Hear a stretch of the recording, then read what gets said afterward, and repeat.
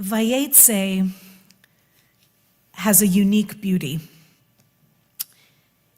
When we read the end of it, as we did today, we get just a piece of what is a much fuller picture. Starting at the end of the Parsha, we heard, early in the morning, Laban rose up, kissed his sons and daughters, and blessed them. Laban departed and returned limakomo, to his place. And Jacob went on his way, and the angels of God met him. And Jacob said when he saw them, "This is God's camp." And he called the name of the makom, of the place, Machanayim, camps. The Torah, as it was handed down, was not immediately divided into chapters and portions. But the genius of the editors to end with words like place, angels, and the word vayifgeu, they met him, or they alighted upon him, these messengers, is so brilliant, because that is exactly linguistically how the portion began. We're treated to such beautiful bookends in this parsha, with the words place, angels, alighted, rolling in our minds. We can turn back to the beginning of the portion.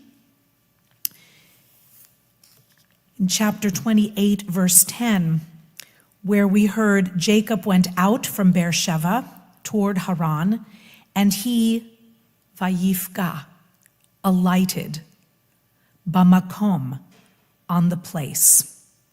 And he stayed there all night because the sun was set, and he took one of the stones of the place. As noted, there are stones at the end of the Parsha too, and put it under his head and lay down in the place to sleep. And he dreamed, and behold, a ladder set up on the earth, and the top of it reached to heaven, and behold, the angels of God were ascending and descending on it. And behold, God stood beside him and said, "I am God, God of Abraham your father, and the God of Isaac. The land where you lie, to you I will give it, and to your progeny. And your children will be like the dust of the earth, and spread abroad to the west, the east, the north, and the south. And in you and your children shall all the families of the earth be blessed. Behold, I am with you and will keep you wherever you go, and bring you back to this land, for I will not leave until I have done that which I have spoken." And Jacob awoke out of his sleep, and he said, "Ma nora hamakom hazeh. Ein ze ki im beit Elohim v'zeh sha'ar hashamayim." How awesome is this place? Surely this is the house of God. This is none other than the gate of heaven. This is the place of God. God is here, and I did not know it. And Jacob rose up and took the stone he had put under his head and set it up as a matzeva, a pillar, as he will do later in the Parsha. And he poured oil on top of it, and he called the name of the place Beth-El. Vayikra et shem hamakom hahu, Beit El. Just as he, at the very end of the Parsha, with the same words, Vayikra shem hamakom hahu, this time, Machanayim. It leaves you breathless, the majesty of the language. And it's effective in the English, but the Hebrew it's a hallelujah moment. The notion of makom, of place, is so powerful and so multifaceted here. There are places in this parsha. Laban goes back to his place. Jacob alights on a place, a seemingly random place. And yet place has so many layers and so many possibilities, so many meanings. We can speak of physical place. The rabbis teach that when the Torah begins with Jacob went out from Be'er Sheva, they ask, why does this have to be said? And the answer traditionally is that the departure of a righteous person from any place diminishes its importance and should be noted. Jacob is imbued with holiness and righteousness because of his family credibility, but he has a long way to go to really attain that status. And he's maybe the most complicated character in the Torah.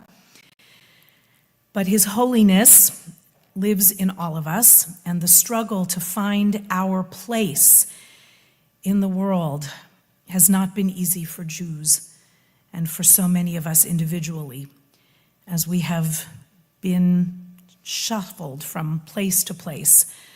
Certainly our ancestors have been, and have taught us that it is probably wise to not be too attached to any one place.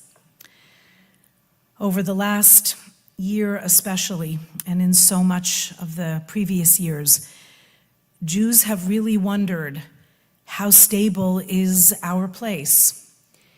Whether in this country, in the land and state of Israel, or really anywhere on this ever-shrinking globe of ours. We think of place. I think a lot of women especially hear that and resonate with the notion of where a woman's place is. And given that that has come back up again in our national discourse, which is astounding, a lot of women have been asking, really, where will we have a safe place? In our doctor's offices? In our public spaces? For so many years, women were told, this, bima, was not our place. And I and all of my other female rabbinic colleagues stand on the shoulders of giants who said, we've looked long and hard, and it doesn't say really anywhere that women can't be teachers of Torah and leaders in the community of the Spirit and of the text. But what courage it took. There are women close to me who do not come to the bima because, as one notably said to me, it is not my place. And I didn't argue. The place is available, but we have to know where we are comfortable, and also sometimes where it is uncomfortable, to say, I will take a place here and stand in this makom. Makom can mean so many things. And the rabbis look to this section of Torah where the place where Jacob alights is called Hamakom, the place, with a big capital P, as it were, and assume that it must have been the place where his father Isaac was bound as a sacrifice on the altar, Mount Moriah, sacred to many cultures and religions. So though Jacob did not have his eyes open to the place where he had arrived, he soon does. And he says, God is in this place.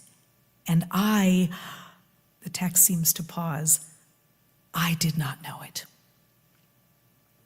So ever the bargainer, Jacob makes a deal with God. It's a little transactional. But the notion of God being in a place and we did not know it, I imagine, I hope, that each of us has at least had one experience like the kind Ian wrote so beautifully about, where things seemed so dark, like the deep night of Jacob, and yet we had some kind of awakening, some sort of inspiration that there was more in this place than we realized. Those moments are so precious, and they come, as our Torah reminds us, often when things are the most occluded and when we are sometimes in the deepest despair. And so it is not an accident that the words that we use when we come to comfort someone who is in mourning in the Jewish tradition begin with one of the rarely used names of God, which is Hamakom, the place. We say, Hamakom yenachem etchem betoch she'ar avalei Tzion v'Yerushalayim. May the place bring you comfort among all of the mourners of Tzion and Jerusalem. It is a very rare usage of that name of God, but when we are unmoored, unsure of the state of the world and our place in it, the tradition says, use that word to remind someone that they are not alone, that even in the darkest dark of the night, there is still a special place for them in our hearts and in our world. Every place can be a place of holiness and the Spirit. May we find countless reasons to say, the Spirit of the Holy One is in this place. And as my friend and teacher, Rabbi Jason Mann, reminds us to say, let us be able to say, I am so grateful to know it. Shabbat Shalom.